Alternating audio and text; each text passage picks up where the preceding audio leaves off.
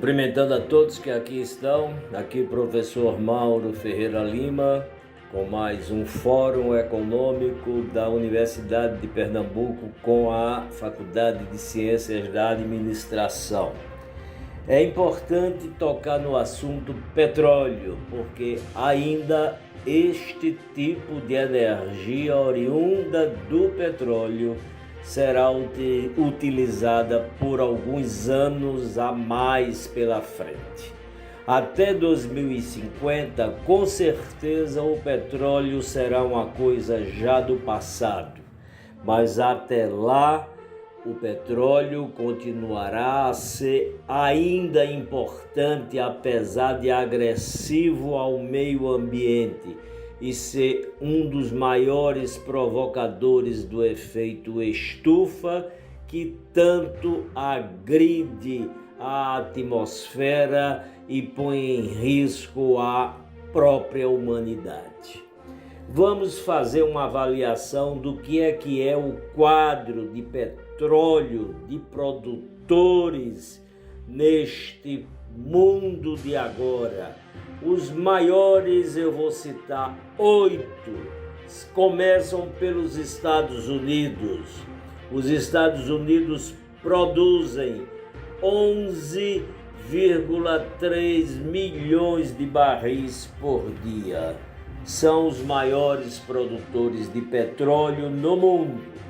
Em segundo lugar vem a Rússia, com 9,9 milhões por dia.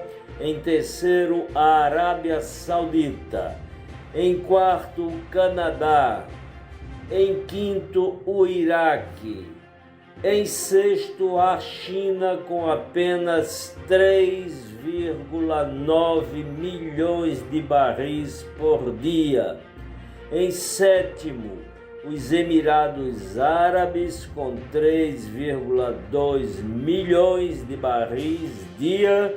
E em oitavo lugar, o Brasil, com 3,0 milhões de barris por dia. Nós ainda dependemos em muito deste petróleo, nós temos uma frota que consome muito e temos que fazer por onde até adquirir combustível externamente para dar conta do atendimento da demanda interna no Brasil. Se nós fizermos uma avaliação da empresa que faz a prospecção deste petróleo no Brasil, que é a Petrobras, que se encontra agora na ordem do dia e no foco do presidente do Brasil para ser vendida, coisa que é algo absolutamente improvável de acontecer até as eleições de 2 de outubro. O que o presidente está falando para seu grupo de apoiadores, para dar uma satisfação, dizendo que quer se livrar da Petrobras, como se esta empresa fosse a responsável por tudo que está acontecendo aqui dentro do Brasil.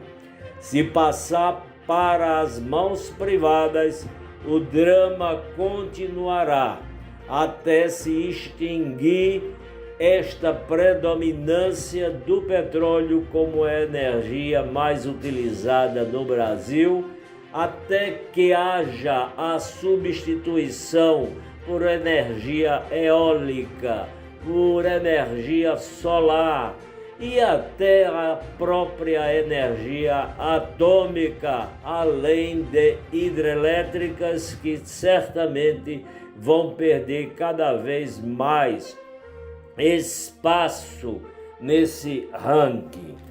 Vamos fazer uma avaliação agora da composição acionária desta empresa Petrobras, tão polêmica nos últimos, eu diria, meses.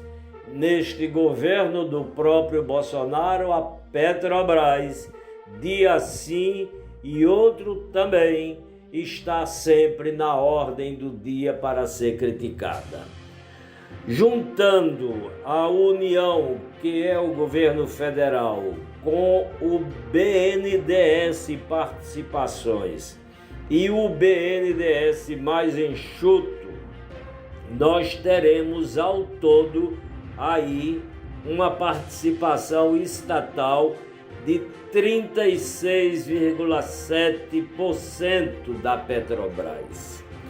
Em seguida, vem as ações ordinárias e as ações que estão no mercado. Elas representam 20,3% do conjunto acionário da Petrobras. Em quinto lugar, o FGTS detém 1,2% dessas ações. Em sexto lugar, numa posição de grande expressão, estão os investidores estrangeiros, com 24,2%. Eles são donos de praticamente 1/4 da Petrobras. E os demais conjuntos que envolvem pessoas jurídicas e físicas representam 17,8%. Em resumo, a Petrobras, o governo tem dentro dela 36,7% de domínio. O restante está diluído em ações, está no mercado internacional, está nas mãos de estrangeiros e pessoas jurídicas outras externas que representam a composição até chegar a 100%. Então, 36,7% pertence ao governo federal, à União com o BNDES. Vamos agora fazer uma avaliação do que representa as maiores reservas. Elas representam no mundo algo muito ainda volumoso e importante, apesar de ser o tipo da energia que cada vez mais será renegada ao desprezo e ao não uso por conta dos efeitos nocivos à natureza, ao meio ambiente. Nesse contexto, eu vou listar 15 países e o Brasil é o 13º maior país que detém reservas de petróleo.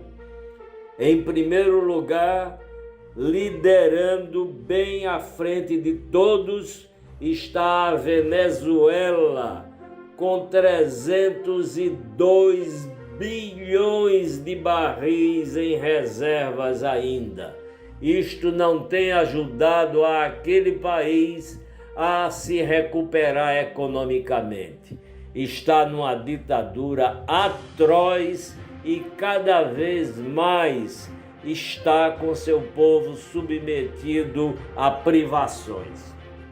Em segundo lugar, a Arábia Saudita é o maior país que detém reservas no mundo, com 266 bilhões de barris em reservas. Em terceiro, o Canadá.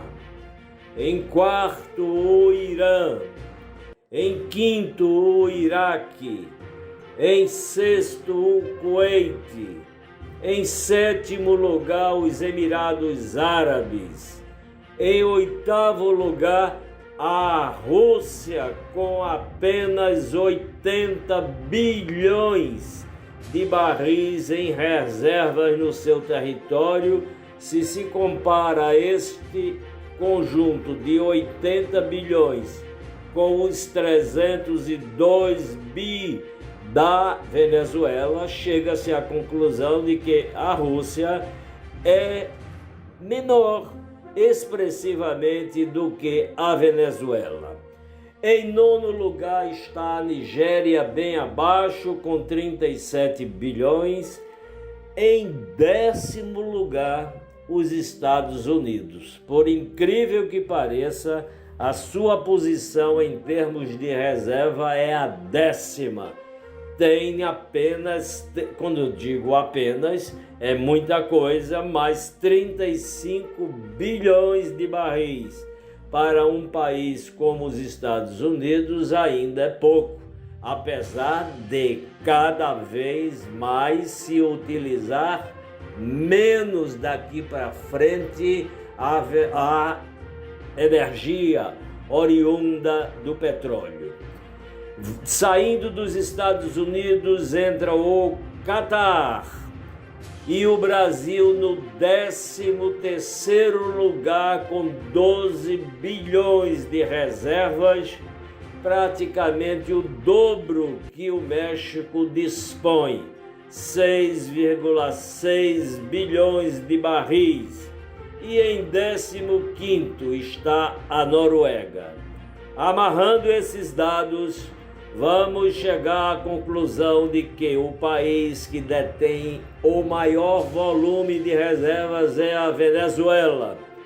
Os Estados Unidos estão na 10ª posição, o Brasil na 13ª posição, e é por aí que a banda está tocando até 2050.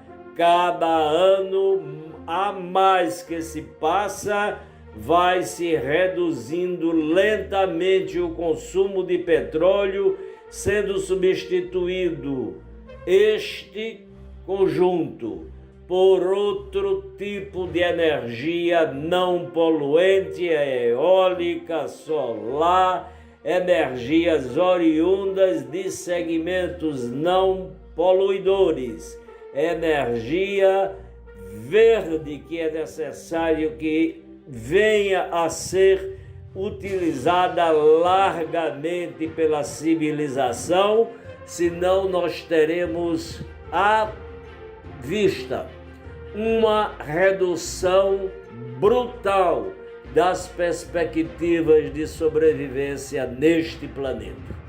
Uma boa tarde a todos e até a próxima semana, com mais um comentário ligado à área econômica global, nacional ou local aqui, neste Fórum Econômico.